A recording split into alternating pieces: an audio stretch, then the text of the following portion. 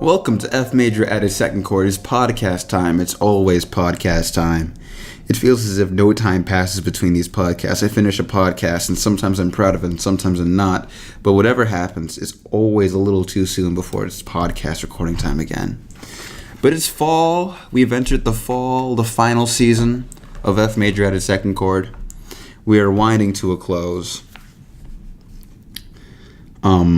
I'm back in Chicago, of course. And I don't take advantage of Chicago as a music city. I should, because I love music. Music is great. And there's a lot of people here. There's a lot of musicians. And there's a lot of people for musicians to come and play to. And, these groups of listeners and musicians that I don't really take advantage of. I should. Because it would bring me pleasure. I would enjoy it. I would love it.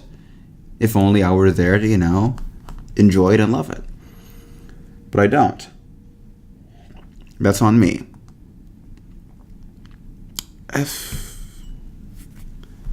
The one exception to this rule, I make occasional trips to the CSO, the Symphony Orchestra, but last year I didn't do that too much. The one constant is the Hyde Park Jazz Festival. It's been going for 11 years, and it's near the beginning of the school year, so I'm not that busy, so I just go, and there's jazz.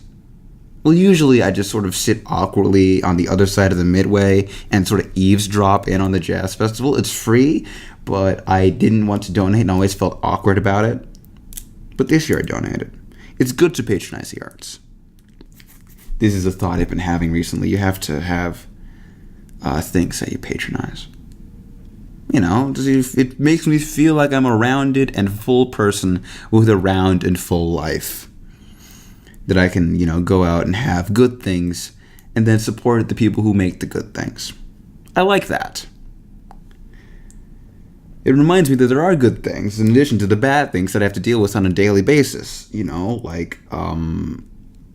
I moved back into my room and there's a door that won't close all the way. That's annoying. But then I can go out and see a band and be like, that's good. I should look that up. And maybe I can go and buy a record or something and support the artist. I like supporting artists.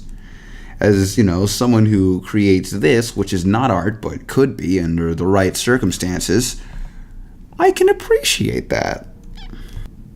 I appreciate supporting artists. One way artists are supported is, through attendance at jazz festivals and the like. Another way is through applause. And it's an interesting thing, applause. Applause is different in different places. Like, a football game is just a constant wash of noise. A baseball game is also a constant wash of noise with hushed moments of tension. And in the performing arts, you wouldn't, at fine arts, you wouldn't clap at a sculpture. You wouldn't walk up to the Mona Lisa and then applaud. You could. That would be like, you made that a performance art thing, I guess. I kind of want to do that now. Or tell my friend to do it, and he would. You have to have friends in your life who are performance artists. But I digress. The applause is different in different contexts. Like, when I was in high school, I was a choir kid. You would clap between songs. It was done. Not during songs. And not, during, between movements of a classical music piece. That's verboten. I come from the theater. And, you might, it depends on the work. But you might clap at the end of an act. If it's a musical, you might clap between songs. If there's space between songs for the clapping to happen. It varies from musical to musical. And I had a point and I'm losing it, but I saw a guy rip a solo on a saxophone today, and people started clapping in the middle of the solo. There's a thing in jazz where you throw a solo and someone catches it and they kill a solo, and then everyone claps. But this guy, he just ripped that saxophone. You know how I feel about the saxophone. And it was like, okay. And people were like, yeah. And it was, I understood why people call them cats. Like, man, that cat can really blow that horn. That's something jazz people say when they like jazz. And the cat is blowing the horn.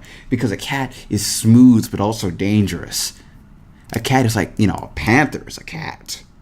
And the panther, that connotes power, that connotes grace, that connotes vitality. So when you say, yeah, that guy's a cat, that cat can really blow that horn, it's like, yes, he plays with power and grace and energy and life. He has big life in his horn and he is playing it. And that's a thing that I suppose is done in that room. It was a good solo, so like,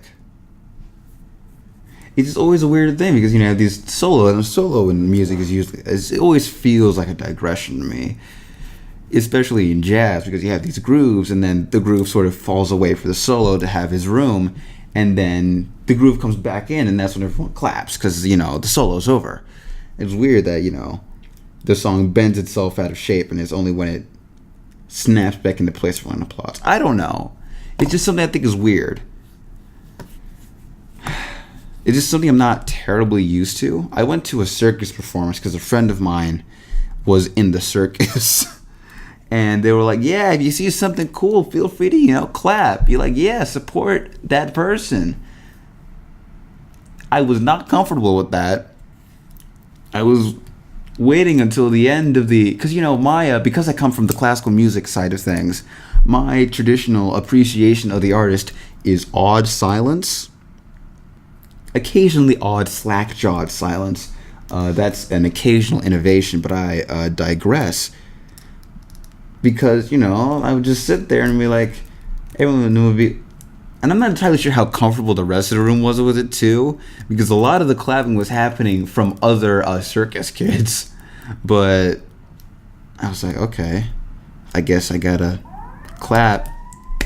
Because he did the flip. And occasionally I would know naturally to clap, but mostly I was just following the room. It's like how in poetry slams you're encouraged to snap whenever the poet says something that is real, that hits you in the right way. I've never been really down with that either. I love poetry though. I love jazz poetry. I like jazz. I like things that are dynamic. I like things that move and that have life in them.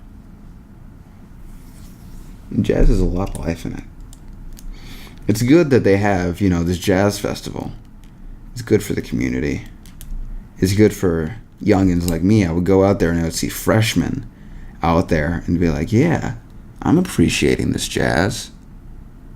It makes one feel cool. It makes one feel cultured. It's a topic of conversation like other topics of conversation. My roommate likes jazz. A lot of what I know about jazz I learned from him. And we can, go to a thing and then we can walk away from the same performance and we can say, what did you think? Which is one of my favorite sentences between artists. What do you think? How do you think that went? Yeah. I don't know about that. I like that. He has the really good cohesion between, the bass player and the drums. They have a tight section. No. I think they were taking it at a good pace. I think they had a good rhythm going on. I think they were really listening to each other, really following each other. You have to be able to talk about these things to other people. I said you have to. I mean, I have to. I like having people to talk about these things with, which means I have to have things I can talk about.